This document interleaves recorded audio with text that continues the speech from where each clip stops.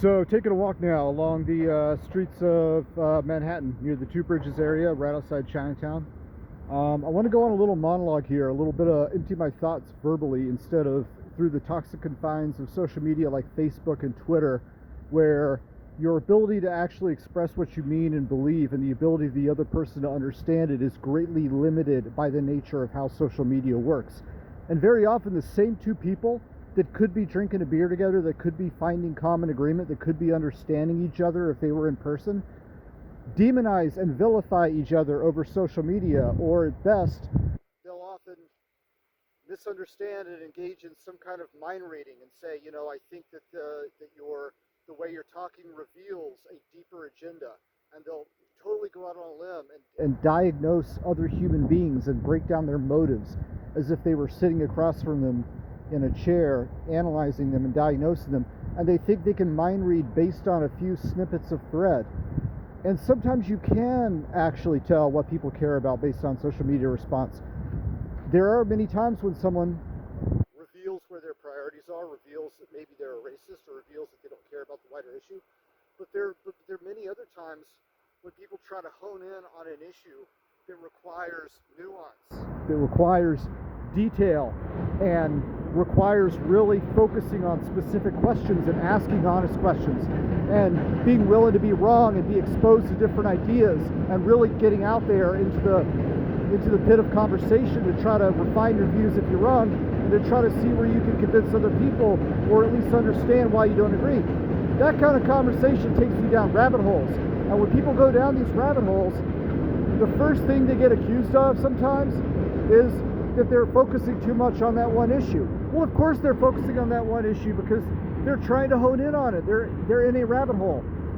The conversation is about a particular question or a particular area of disagreement. People want to explore that area. They want to know why there's disagreement.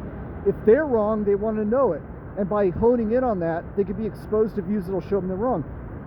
Or they can convince the other person they're wrong. So if a side topic of discussion is worth talking about, then it makes sense to hone in on that subject and talk about it. For example, the main predominant issue right now, the most important issue by far, is addressing police reform, systemic racism, and why people are so angry. What are the deeper grievances? This is true whether we're talking about decades of grievances and resentment and frustration and people crying to be heard in America, among communities of color, among people of color. People for decades have been crying to be heard, trying to tell us, trying to take a knee at a football game and say, you need to address this issue.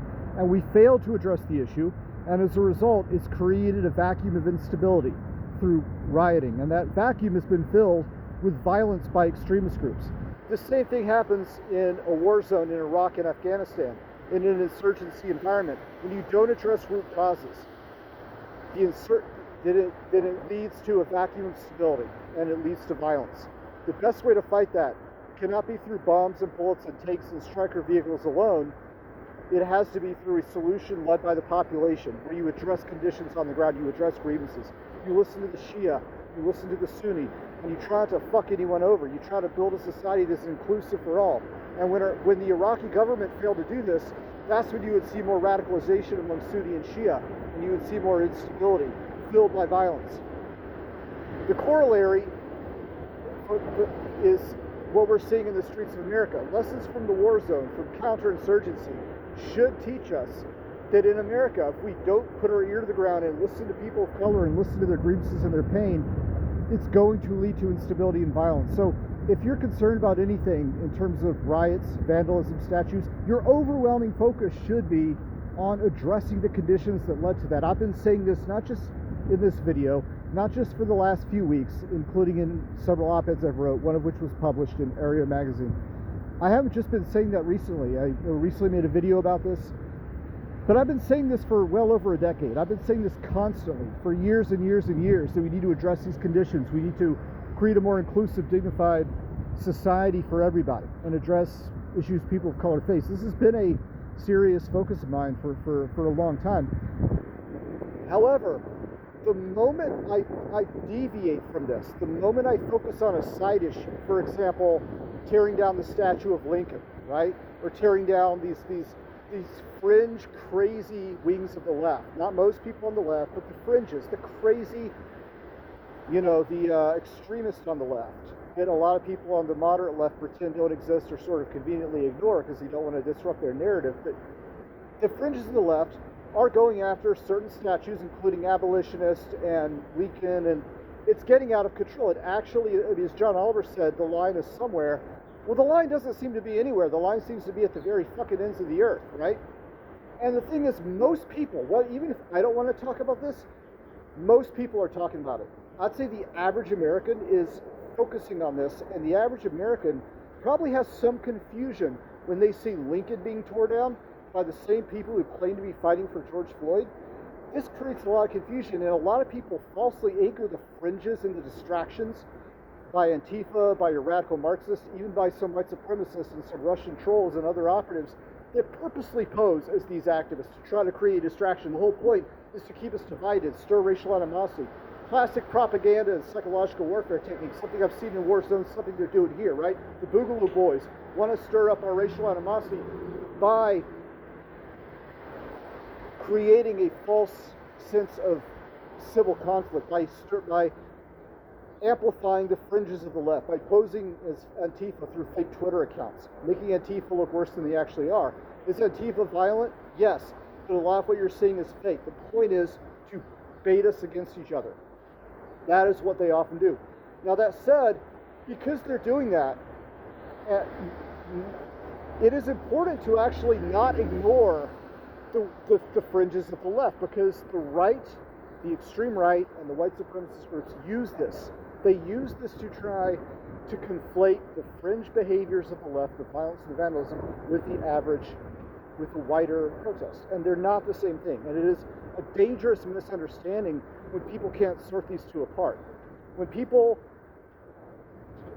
hesitate to support the wider cause of police reform because all they can think about is the extreme fringes of the left. They're afraid a mob's going to show up outside their house. When people are that paranoid because of how social media is amplifying this and stirring things up through PSYOP and other techniques, right? And because there really is some degree of violence and rioting and it's being amplified, this creates a distraction from the main issue. So guess what? We need to talk about it, and we need to talk about creating a messaging campaign. We need to talk about narratives. How do we give a coherent public messaging, a coherent set of public messages, and create narratives that can show people what the cause is really about, and can show that most who support the protests and most who support police reform are not the same ones vandalizing Abraham Lincoln. It's important to make that distinction. I think there's mountains of data-driven studies and decades of psychological warfare experience, much of which I've been a part of myself, and volumes of knowledge through lessons learned in the information warfare and PSYOP community about how narratives and messaging should work. And that is why I raise these issues, because I think the left often fails to have the right narrative. And when I get into arguments about this, I hone in on those arguments because I want to fucking understand. I really do. I genuinely want to understand. If I'm wrong about something, maybe the way I'm framing it is wrong. Maybe I need to express it differently. Maybe I need to unpack, my biases more. Maybe the other person has a point that I didn't see. Or maybe I'm right and maybe they're wrong and I need to understand why they're not seeing the point. Or maybe it's both. The point is, it's important to hone in on these issues. But when I do hone in on it, people sometimes accuse me of not caring enough about the riots. Oh, you don't care about, or I'm sorry, they accuse me of not caring about the wider issue of why the riots are happening.